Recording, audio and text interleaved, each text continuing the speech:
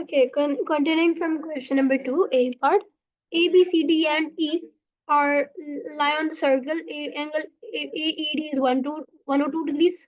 Angle BAC is 38 degrees. और हमने U, V, W सब के ना वैल्यूज निकाली. मैं इसको जूम इन इसलिए रखती हूँ ताकि हमें सही से पता चल जाए. ठीक है. उसने हमें कहा है BC और CD बराबर है. उसने हमें यहाँ पे मार्क कर दिया है. यानी कि ये आइसोसेलेस है. यानी कि जो ये वाला एंगल है यही एंगल ये भी होगा. यानी ये भी U डिग्रीज है. अगर ये निकलता है तो ये भी U डिग्रीज ही होगा. ठीक है. जो चीजें इंपॉर्टेंट है हम उसको मार्क कर लेते हैं. डायामीटर उसने हमें बताया है कि नहीं बताया. ये सेंटर होगा सर्कल का. तो डायामीटर कोई भी नहीं हमारे बन रहा. सही है. उसके अलावा हमें पता चलता है कि क्वाड्रिलेटरल जो होते हैं वो मतलब ऑपोजिट एंगल जो होते हैं वो 180 की डिग्री होते हैं. तो एक E है हमारे पास, एक A है, एक D है और एक C. ये क्वाड्रिलेटरल बन रहा है. इसका मतलब है जो ये वाला एंगल है ये वाला उसके ये A इसी तक ये उसका वो होगा 180 माइनस 102. 180 माइनस 102 करते हैं तो हमारे पास आंसर आता है 78 डिग्रीज. तो दिस इज 78 डिग्रीज. ये क्या है 78. हमें ये पता चल गया. अब और देखते हैं कोई और क्वाड्रिलेटरल हमारे पास एग्जिस्ट तो नहीं कर रहा जो कि हम फाइंड आउट कर सकते हैं. हम देखें अगर A, E, D और B ये भी तो एक क्वाड्रिलेटरल है क्योंकि ये सारे एजेस हैं जो कि सर्कमफेरेंस को टच कर रहे हैं. तो ये 102 है. 102 का ऑपोजिट W है. बिल्कुल ठीक है. ABD जो है वो AED के ऑपोजिट है. तो यानी W भी जो है वो है 78 डिग्रीज का. ओके. हमें मिल गया W जो है वो 78 डिग्रीज मिल गया. ठीक है. मैं अब क्या करती हूँ इस W के ऊपर ही 78 लिख देती हूँ ताकि हमें कंफ्यूजन ना हो. ये 78 डिग्रीज हो गया. अच्छा उसके अलावा अगर हमारे पास कोई क्वाड्रिलेटरल अवेलेबल है या नहीं है अब ये देखते हैं. हमने एक क्वाड्रिलेटरल देख लिया था AEDC. एक क्वाड्रिलेटरल हमने लिखा AEDB. अगर हम लोग देखें एक हमारे पास ADCB भी अवेलेबल है. ADCB इसमें अगर हम लोग देखें तो हमारे पास जो है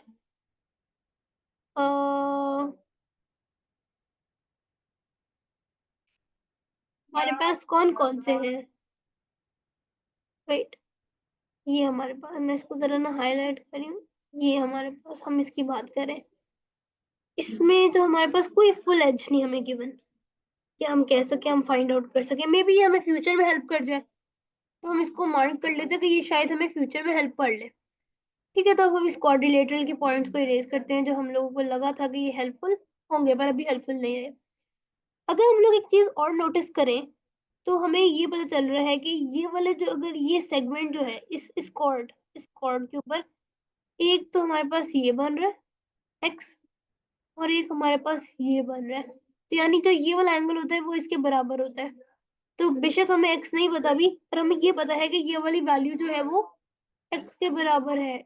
यानी कि ये x होगा. अगर ये x है तो ये भी x है. ठीक है. उसके बाद हम लोग अगर अब इसको इस तरह से देखें हम लोग इस लाइन को देख रहे हैं एज अ सेगमेंट. अब अगर हम देखें ये वाला एंगल U है तो ये वाला एंगल भी U होगा. या फिर ये वाला एंगल V है तो ये भी एंगल V होगा. समझ आई. क्योंकि ये दोनों सेम कॉर्ड के ऊपर से इनिशिएट हो रहे हैं तो इनके जो ये वाला एंगल होंगे वो बराबर होंगे. इसका मतलब ये भी हमें पता चल गया कि U जो है वो V के बराबर है. अगर हमें U पता चल गया तो V भी पता चल गया. ठीक है. उसके बाद अगर हम लोग देखें एक और लाइन हम देखें ये वाली लाइन. ठीक है. हम देख रहे हैं ये वाली लाइन. इस लाइन को अगर देखें तो एक एंगल हमारे पास ये है और इस लाइन के ऊपर एक एंगल हमारे पास ये है. तो जो 38 डिग्रीज है वही U डिग्रीज है. तो हमें क्या पता चला है U is equal to 38 degrees. और इससे हमें पता चल गया कि अगर U 38 है तो V भी 38 डिग्रीज है. तो हमारे पास u भी आ गया, v भी आ गया, w भी आ गया। अब क्या रह गया, x रह गया। ठीक है, अब x को निकालने के लिए अब मैं बाकी सबको इरेज करती हूँ। u की जगह मैं लिख देती हूँ 38 डिग्री, इसमें तो कोई इशू नहीं। ठीक है, यहाँ पे मैंने लिख दिया 38 डिग्री। यहाँ पे भी u था तो u की जगह मैंने लिख दिया 38 डिग्री। यहाँ पे v था तो मैंने इधर क्या लिख दिया 38 डिग्री। अब हम लोगों ने x फाइंड आउट करना है। हमने कहा था कि हमें एक क्वाड्रिलेटरल को ध्यान में रखना है जो कि एंड पे यूज हो सकता है, ADCB। तो अगर मैं ADCB को अगर हाईलाइट करती हूँ दिखाने के लिए, तो अब नोटिस किया जाए अगर कि जो ये वाला एंगल है कंप्लीट, 38 प्लस 38 क्या होगा, 76। तो ये वाला जो एंगल है 76, ये 76 को और इस वाले एंगल को ऐड करेंगे तो क्या बन जाएगा 180। 76 को ऐड करेंगे और x प्लस 78 को ऐड करेंगे तो ये क्या बन जाएगा 180 डिग्री, राइट। तो 180, अब क्या करेंगे 76 plus x plus 78 is equal to 180। तो हम लोग क्या करेंगे x को निकालने के लिए कि 180 में से 76 और 78 को माइनस करेंगे तो वो आ गया 26 डिग्री। इसका मतलब है x की वैल्यू क्या हुई 26 डिग्री। तो x is equal to 26 degree. इस तरह ही हमारे सारे आंसर आ गए।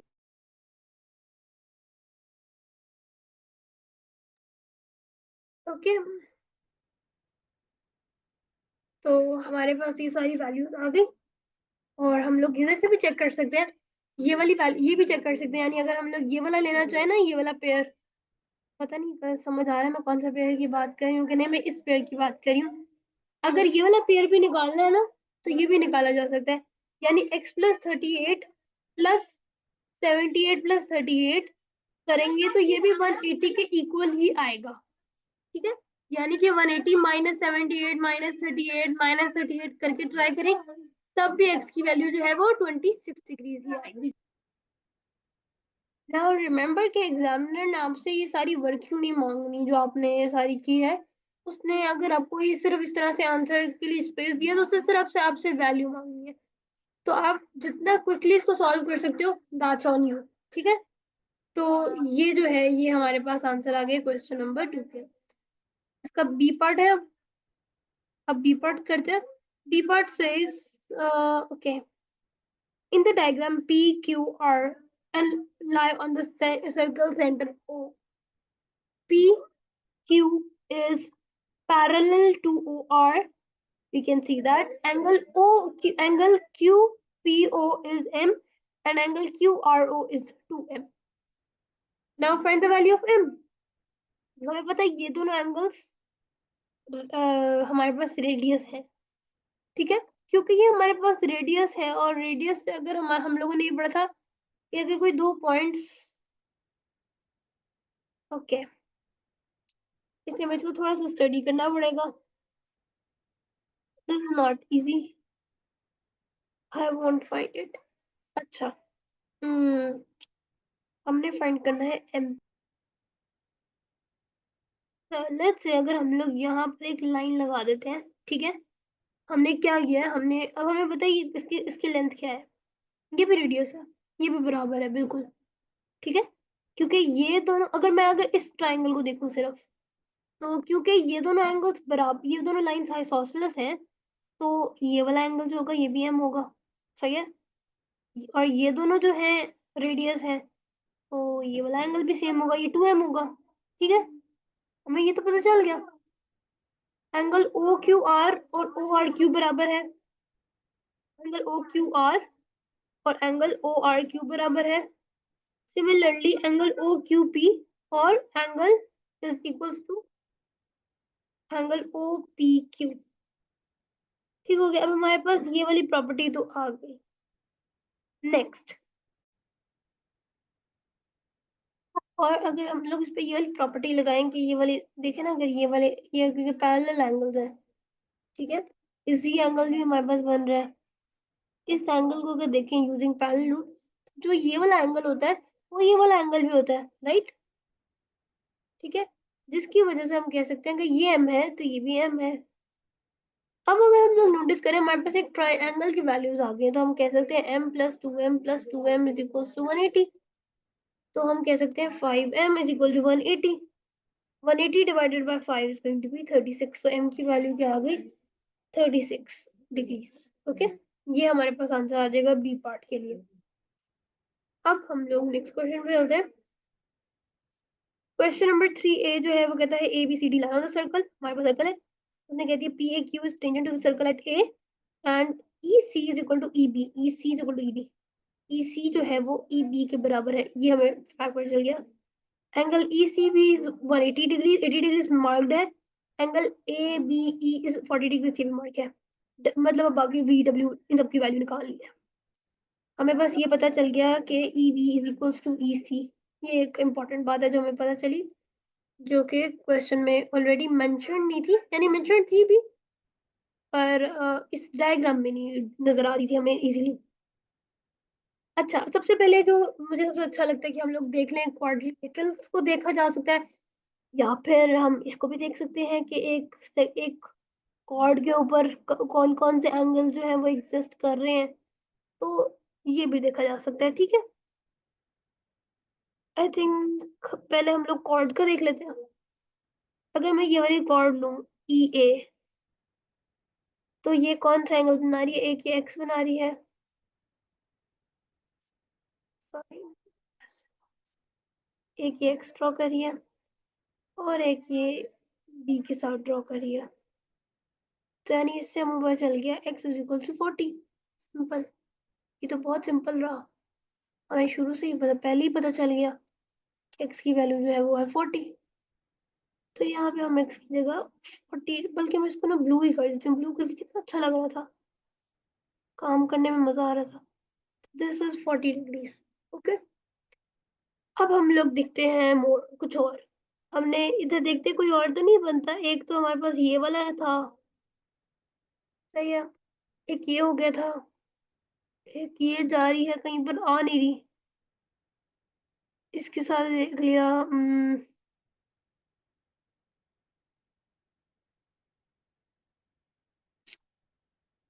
और ई ए में नहीं कुछ बन रहा।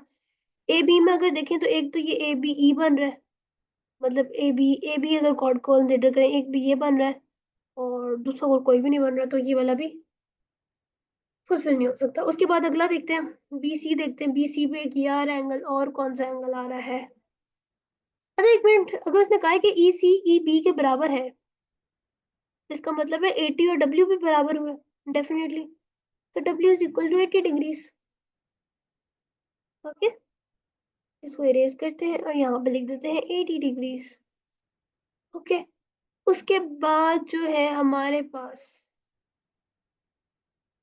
और कौन सी वैल्यू है हमारे पास? अगर सी डी अगर कॉर्ड को कंसीडर करें, तो एक हमारे पास एंगल इसका, एक तो ई के साथ यहाँ पे ये बना रहा है एक ट्राइंगल, और ये कोई ट्राइंगल नहीं बना रहा, तो इसको इरेज कर देते हैं। अब एक लास्ट ई डी को भी चेक कर लेते हैं। ई डी एक हमारे पास इस ये वाला एंगल बना रहा है, और ई डी एक, यानी कि जो ये वाला एंगल होगा वो इक्वल होगा इस एंगल के भी। ठीक है, क्योंकि ये दोनों जो है ईडी ईडी कॉर्ड से निकल रहे हैं, ईडी कॉर्ड के साथ ये ट्रायंगल्स बना रहे हैं। ठीक है, ये तो हम लोगों ने देख लिया कॉर्ड्स वगैरह। अब हम लोग देख लेते हैं क्वाड्रिलेटरल्स, साइक्लिक क्वाड्रिलेटरल्स। तो हमारे पास है ई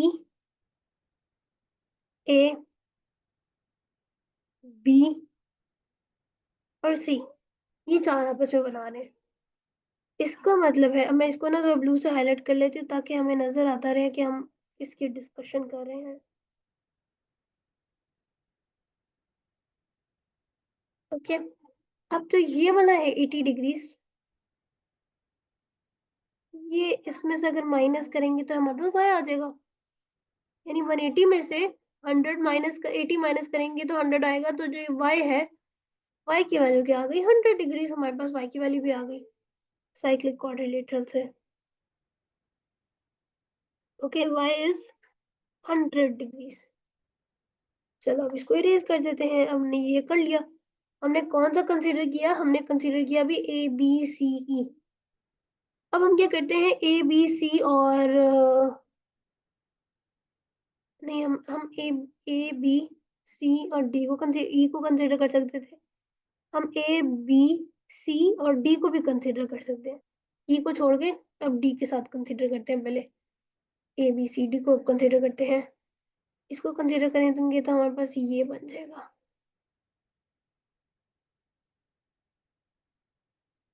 और अब अगर हम लोग देखें तो हमारे पास जो ये 40 + 80 है, ये z के इक्वल आएगा, यानी इन दोनों को ऐड करेंगे तो 40 + 80 plus z is equals to 180। तो z will be 180 minus 80 which is 100, 80 minus 100 40 which will be 60। तो z की वैल्यू हमारे पास आ गई ऑलरेडी 60 डिग्रीज। ठीक है, तब इसको इरेज करते हैं और c की वैल्यू को लिखते हैं। z की वैल्यू को, सॉरी, z इज 60 डिग्रीज। तो c हमारे पास आ गया 60 डिग्रीज। अब कौन सा रह गया? बस b रह गया, बाकी सब कुछ हो गया।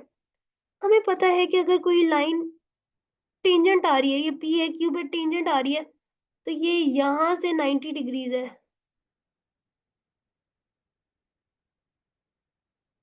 This is 90 degrees. So if this is 90 degrees, ये टोटल 100 है, तो इसका मतलब ये 10 डिग्रीज हुआ, राइट? नहीं नहीं नहीं नहीं, ये 10 डिग्रीज नहीं हो सकता, ये टोटल 100 है। हमें ये वाला भी तो नहीं ना पता।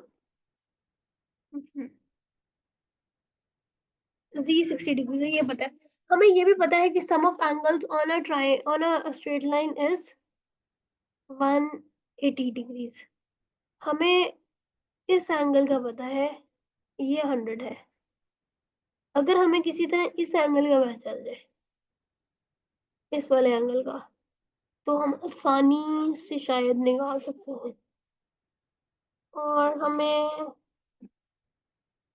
ये वाला एंगल कैसे मिल सकता है? कोई ट्रायंगल देखते हैं कि कोई बन रहा हो। अच्छा, हम्म, हमें ये देखना पड़ेगा कि अगर हम लोग ये वाला एंगल निकाल लें,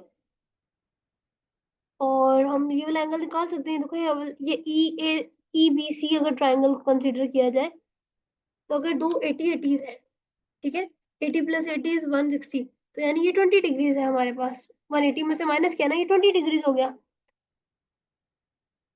और अगर बस इसका कोई फायदा तो नहीं हो रहा निकालने का, तो एक सोचते हैं। फिर हम लोग पता नहीं कहाँ कहाँ चले गए। हम सिंपली ये देखें, अगर हमारे पास ये अच्छा, अब हम एक और एंगल निकालते हैं, ये वाला एंगल निकाल सकते हैं, ठीक है। ये वाला एंगल हम लोग किस तरह से निकाल सकते हैं? ये एंगल क्या बन गया? ई बी ए। ये एंगल 100 है, ये वाला पूरा एंगल 100 है, ये 40 है, तो ये भी क्या होगा? ये 40 डिग्रीज हो जाएगा डेफिनेटली, ठीक है। ये 20 डिग्री वाले एंगल की हमें जरूरत ही नहीं थी वैसे। ये 40 डिग्रीज है, आ गया, सही है। अब हम देख सकते हैं ये भी 40 डिग्रीज है, ये भी 40 डिग्रीज है, यानी कि ये आइसोसेलेस ट्राइंगल है, यानी ये दोनों साइड्स इक्वल है। अगर ये दोनों साइड इक्वल है तो ये 100 है, ये v है, तो ये क्या होगा? ये भी v होगा। तो ये स्ट्रेट लाइन है, तो v + 100 इज इक्वल टू 180। इसका मतलब है 2v is equal to 180 minus 100। इसका मतलब 2v is equal to 80 and v is equal to 40 degrees. तो यहाँ से हमारे पास सारे आंसर्स आ गए हैं, ठीक है। इसका वैल्यू सब्स्टिट्यूट कर देंगे। अब इसका बी पार्ट देखते हैं। B part says in the diagram K L M lie on the circle centre O. ये भी रेडियस है, ये भी रेडियस है, याद रहे। और बस सही, अभी हम लोग देख रहे थे angle K M L is 2x degrees. Angle K M K M L is 2x and reflex angle KOL is 11x degrees. This is 11x degrees. Find the value of x. Okay. इसका मतलब है कि हमारे पास, हमने पढ़ा हुआ है कि एंगल जो सबटेंडेड होता है, जो कि हमारे पास सर्कमफेरेंस पे होता है, वो उसका, यानी कि कैसे मैं बताऊं, कि जो अगर एंगल जो सबटेंड करते हैं फ्रॉम द सेम पॉइंट, तो वो सर्कमफेरेंस के साथ अगर जाता है वो डबल होता है, यानी अगर सेंटर के साथ बनाता है ना, जैसे ये वाला एंगल 2x है हमारे पास, ये 11x बना रहा है, तो रिफ्लेक्ट मैं बताती हूँ, हमारे पास रिफ्लेक्स एंगल क्या है, KOL, ठीक है।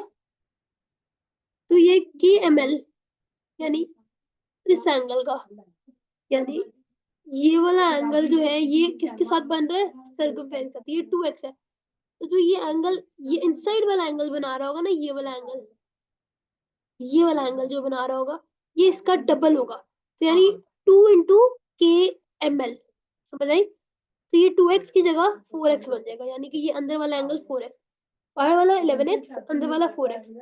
अब हमें पता चल गया है कि जब हमारा बाहर वाला ये वाला 4x है, ये वाला 11x है, तो 11x + 4x = 360। तो this will be 15x = 360, x = 360 divided by 15 and x = 24।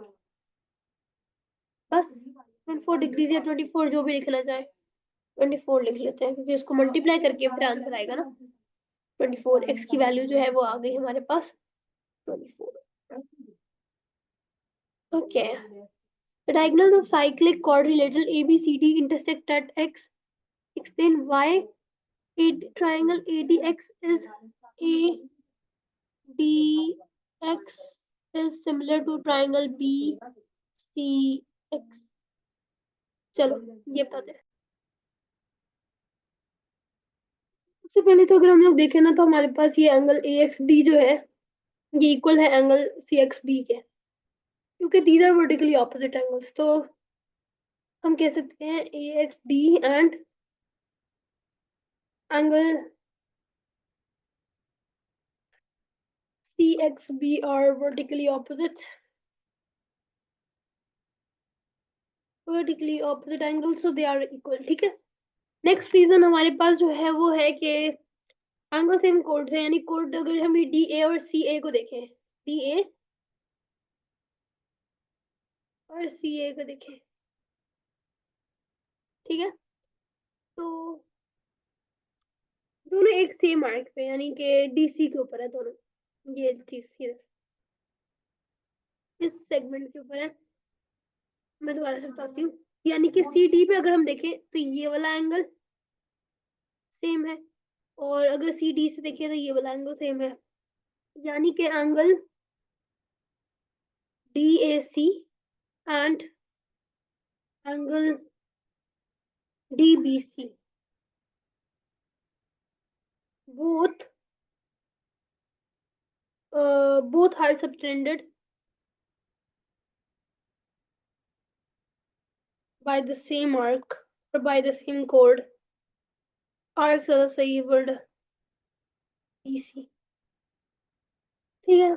उसी तरह हम लोग दूसरा पेयर यूज कर सकते हैं, ठीक है, यानी कि इसको ऑपोजिट ले जाते हैं इसको। अब हम कह देते हैं कि ये AB को ले लेते हैं, और इसके साथ हम लोग एंगल ACB और एक angle ADB, angle ADB and angle ACB both are subtended by the same arc, और arc की जगह क्या हम लोग लिख देंगे, आर्क कौन सी, AB। बस ये 3 रीजनिंग लिख देंगे, तो हमारे पास आंसर हो गया full complete. Next is, I think इसी के ऊपर क्वेश्चन है, इसको थोड़ा छोटा करना पड़ेगा। अच्छा,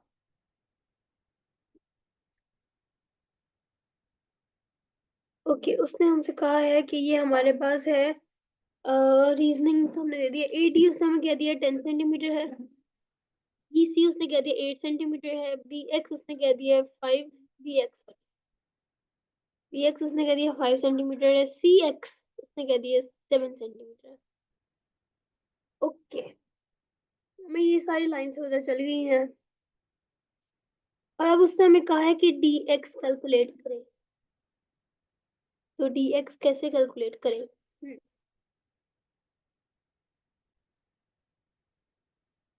हमें ये पता है कि ये ट्राइंगल्स जो हैं वो सिमिलर हैं, ठीक है, तो हम इसका यूजेज कर सकते हैं। हम कह सकते हैं AD जो है वो BC के इक्वल है, DX जो है वो CX के बराबर होगा, और जो AX है वो BX के बराबर होगा, सही है। तो हमने निकालना dx, यानी कि हमारे पास dx जो है वो हम लोग निकालने के लिए क्या करते हैं, AD देखते हैं। AD हमें गिवन है, AD इज 10, BC हमें गिवन है, BC इज 8, dx हमने निकालना है, CX हमारे पास 7 है, तो 7 को इधर मल्टीप्लाई करते हैं, 70/8, 70/8 will be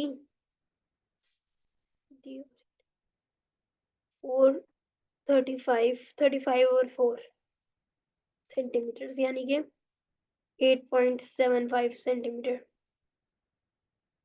अच्छा, जो BXC का एंगल कैलकुलेट करना है, इसको हम लोग कर सकते हैं, क्योंकि हमारे पास कोई एंगल ऐसा गिवन नहीं है, तो हम लोग कॉस का यूज कर सकते हैं। Cosine rule, a square is equal to b square plus c square minus 2bc cos a। Okay, तो हम लोग इसको कर लेते हैं, a की जगह हमने BXC निकालना है, तो हम इस ट्राइंगल को नोट कर रहे हैं। a स्क्वायर की जगह हमारे पास आ जाएगा BC square is equal to BX square plus CX square minus 2 into BX into CX cos BXC। ठीक है, BC स्क्वायर हमारे पास 8 स्क्वायर है, ये हमारे पास 5 स्क्वायर है, ये हमारे पास 7 स्क्वायर है, minus 2 into 5 into 7 cos BXC।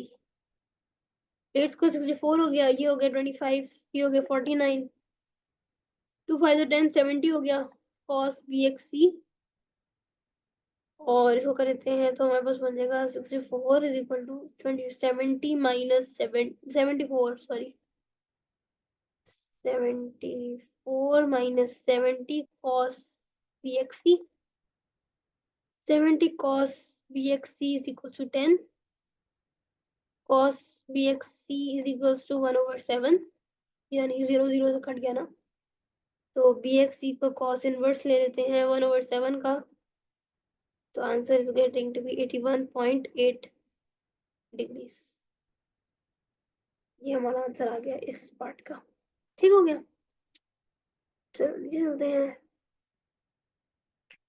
Question number 4, K L M R points on the circle, K है, एल है और एम है, और K S is the tangent to the circle at K M is a diameter, K M हमारे पास diameter है, यानी कि ये और ये रेडियस है, और क्योंकि ये दोनों एल और एम इक्वल है, तो ये दोनों इक्वल है। सही हो गया। उसके बाद हमें पता है कि जो ये डायरेक्ट एंगल होगा, ये 90 डिग्री में अगर सिमुलेट होता है, this is going to be 90 degree.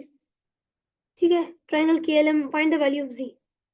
अब z की वैल्यू फाइंड आउट करनी है, हमारे पास ये x है, तो ये भी x है, तो यानी कि अगर हम लोग निकाल सकते हैं, ये वाला एंगल निकालते हैं। ठीक है, पहले इतना सा एंगल, यानी x प्लस 90 प्लस, नहीं वेट वेट वेट वेट,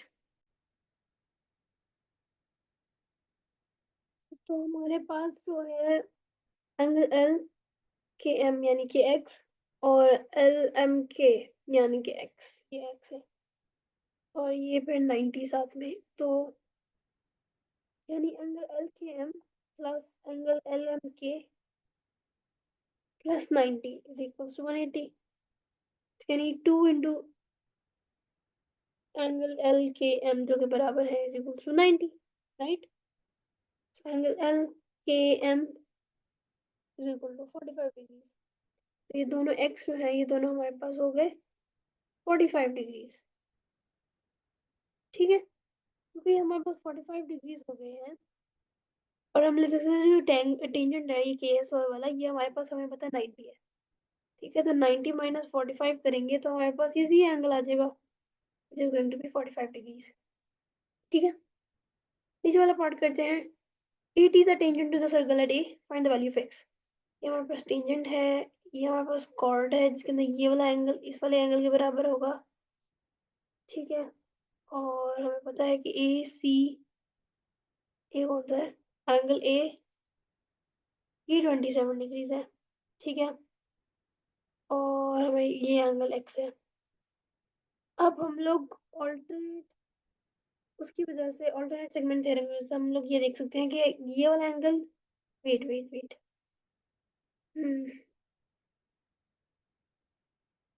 ये वाला एंगल इसके बराबर है, ये वाला एंगल ये दोनों एंगल बराबर हैं, और ये वाला एंगल बराबर है इस एंगल के। सही है, यानी ये दोनों एंगल्स बराबर हैं और ये दोनों एंगल्स बराबर हैं। और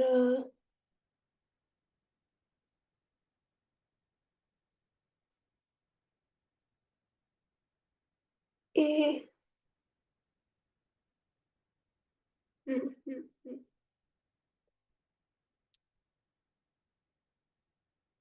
इसको हम कैसे निकाल सकते हैं?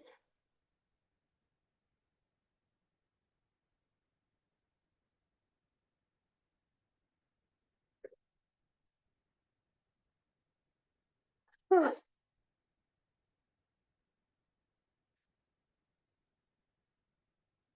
और हमें पता है कि ये वाला एंगल और ये वाला एंगल बराबर है, यानी कि अगर मैं इसको सर्कल कर देती, ये दोनों एंगल्स बराबर हैं, ये दोनों एंगल्स बराबर हैं, ये दोनों एंगल्स बराबर हैं, और 58 डिग्रीज जो है वो है 58 degrees, 27 degrees. AT is tangent to circle at A। तो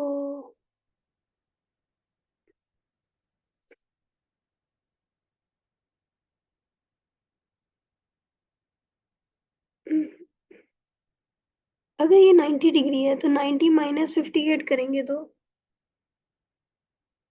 यहाँ पे हमारे पास आ जाएगा 32 डिग्रीज, और अगर ये 32 डिग्रीज है तो ये भी 32 डिग्रीज हुआ। सही है। और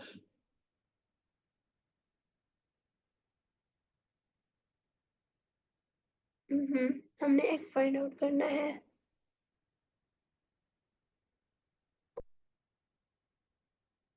ये क्वेश्चन मुझे अभी समझ नहीं आ रहा, आई थिंक ये इनकम्प्लीट है। मे भी अपने टीचर से इसको डिस्कस कर लें कि या तो ये क्वेश्चन इनकम्प्लीट है, हाँ ये मुझे समझ नहीं आ रहा इस टाइम। ये वाला पार्ट थोड़ा सा मुश्किल लग रहा है।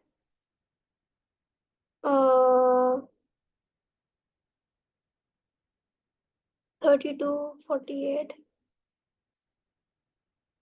नहीं ये मुझसे, अच्छा अगर ये 32 डिग्रीज है तो ये भी 32 होगा, क्योंकि ये वर्टिकली ऑपोजिट है। ठीक है, ये 32 है तो ये भी 32 था, तो ये दोनों 32 गए, ये x को निकालना है, यानी 32 प्लस 32 64 हो गया, यानी 64 plus x is equal to 180। तो 180 माइनस 64 116, तो ये 116 डिग्रीज है तो नहीं, लग तो नहीं रहा।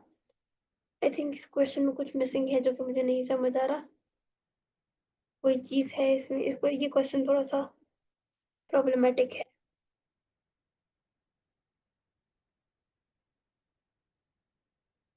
क्वेश्चन 5 और ये सी रह गया है। F G H and J are the points on the circle. उसके बाद इसने कहा E F G is a straight line parallel to J H, find the value of y.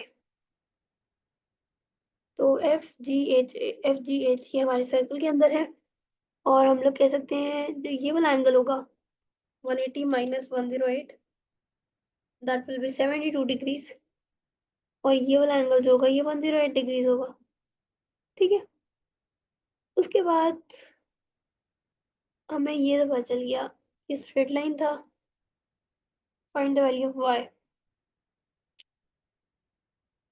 अगर मैं यहाँ पर एक लाइन एक्सटेंड कर दूं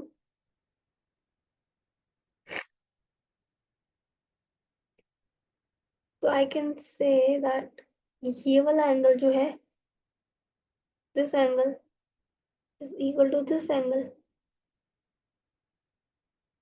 एंड और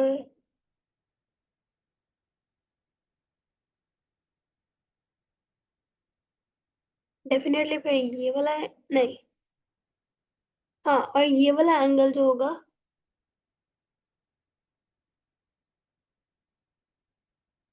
ओके, एक्स, तो इसको फिगर आउट करते हैं। And what we can do further is, wait,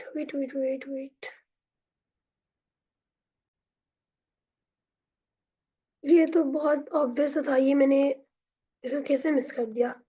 मैं दूसरी तरफ से लाइन देख रही हूँ, बट अगर हम देखें यहाँ से, ये भी तो पैरेलल लाइन है ना, तो अगर ये वाला एंगल 108 है तो ये वाला एंगल भी 108 होगा, और अगर ये वाला एंगल 108 है तो ये 72 डिग्रीज होगा। This is going to be 72 degrees.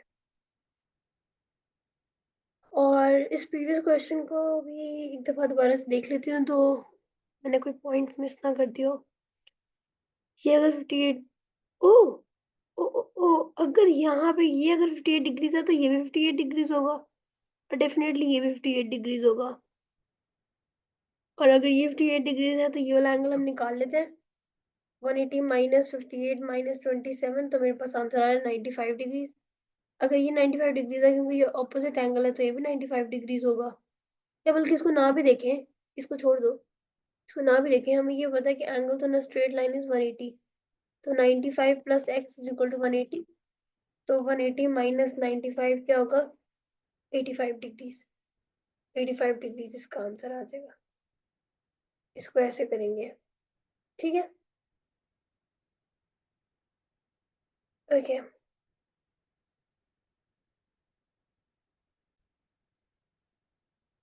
Question 5 says in the diagram A, B, C, and D are lie on the center circle O. EA is center circle का, EA is tangent to the circle at A. Angle EAB is 61 and angle BAC is 55. हमने कौन कौन से angle find करने हैं? Angle BAO, angle AOC, ABC और CDA। इसको थोड़ा सा जूम इन कर लेते हैं मजीद, और निकाला है CDA। अच्छा, ये हमारे पास रेडियस है, ये हमारे पास रेडियस है, यहाँ पे हमारे पास 90 डिग्री बनने वाला है, या फिर हम इसको भी 90 डिग्री कह सकते हैं, ठीक है। उसके बाद हमें और क्या पता है? हमें ये पता है कि जो हमारे साथ जो अच्छा, कोई डायमीटर तो नहीं बन रहा, ओके। अगर ये कॉर्ड है, ये सेंटर से जो बन रहा है ये उसका हाफ होगा, यानी अगर ये x है तो ये 2x होगा, ठीक है। और डेफिनेटली ये भी x होगा, ठीक है, क्योंकि जो सेंटर में होता है वो उसका डबल हो जाता है, राइट। और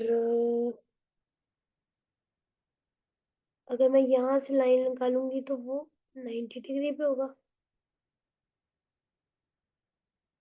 अच्छा, अगर मैं यहाँ से भी लाइन कट करती हूँ ना, इधर से ये वाली लाइन ऐसे क्रॉस करती है, ठीक है,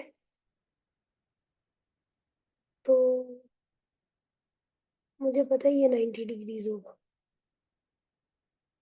अगर ये 90 डिग्रीज होगा, ये 55 डिग्रीज है, तो 180 माइनस 90 माइनस 55, 90 माइनस 55, आंसर आ रहा है 35 डिग्रीज। तो this is going to be 70 degrees, यानी टोटल जो है ये 70 डिग्रीज होगा। 35 इंटू 35, 70 डिग्रीज। अगर ये 70 डिग्रीज है तो ये 2x की जगह मैं इसको 140 लिख सकती हूँ। This is 70 degrees, this is 140 degrees, and this is also 70 degrees. अच्छा, उसके अलावा और कौन से हैं एंगल्स हमने फाइंड करने थे? अच्छा, उसने हमें क्या क्या दिया हुआ है? बी ए ओ हमने ये नहीं फाइंड किया अभी, ये एंगल फाइंड करना है। AOC, ये 140 आ गया। ABC, ये 70 आ गया। CDA इज 70 डिग्रीज, बस BAO रह गया। अच्छा, तो इसको हम कैसे निकालेंगे? अगर ये बात चल गया 140 और ये बात चल गई दोनों बराबर हैं, तो हमारे पास यानी ये दोनों एंगल भी बराबर होंगे। तो अगर मैं इसको x और x कह दूं, इसका मतलब है 140 plus 2x is equal to 180। तो 2x is equal to 40, x is equal to 20। तो अगर x 20 है तो ये वाला एंगल निकालना कौन सा मुश्किल है, 55 माइनस 20 कर देंगे, तो ये आ गया 35 डिग्रीज। और ये हमारे पास आंसर आ गया BAO का। एंड दैट इज इट, और ये हमारे पास क्वेश्चन कंप्लीट। आई थिंक इसके अंदर मैंने कुछ चीजें अज्यूम कर ली हैं जिसकी वजह से कि मे बी हमने क्वेश्चन थोड़ा सा प्रॉब्लम कर लिया है। 180 माइनस 90 माइनस 55,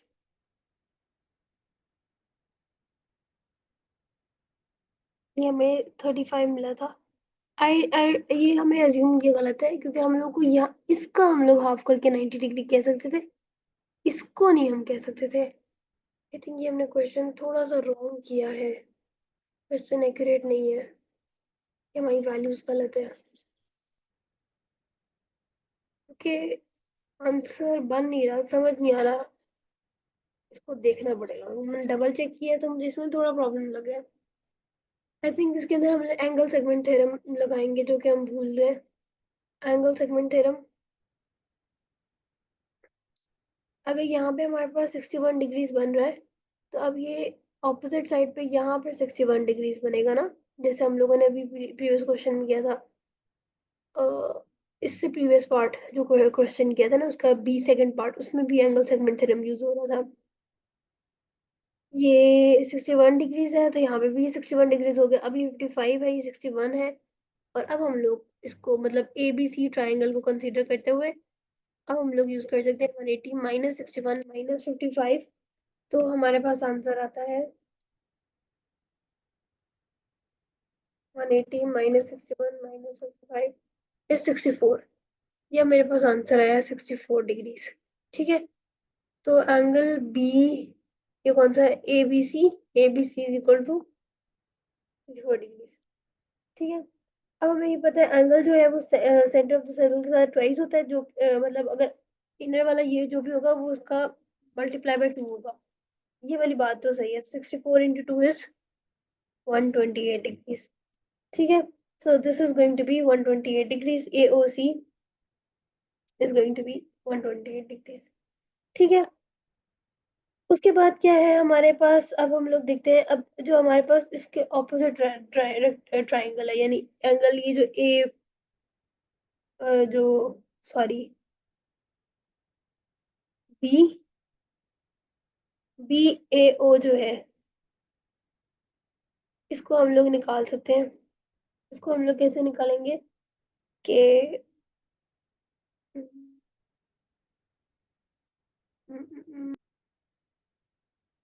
इसके लिए तो हम लोग बेसिक यही लगाएंगे ना कि ये 90 डिग्री बनाता है रेडियस के साथ। तो अगर ये राइट 90 डिग्रीज बनाता है तो 90 माइनस 61 कर देंगे, दैट इज 29 डिग्रीज। ओके, और एंगल CDA फाइंड करने के लिए अगर हम नोटिस करेंगे हमारे पास साइक्लिक क्वाड्रिलेटरल है, तो अगर ये 64 के 180 माइनस 64 जो होगा, तो हमारे पास आंसर होगा CDA का, विच इज 116 डिग्रीज। तो इसको अब ऐसे करेंगे, ठीक है, यहाँ पे चैप्टर खत्म होता है।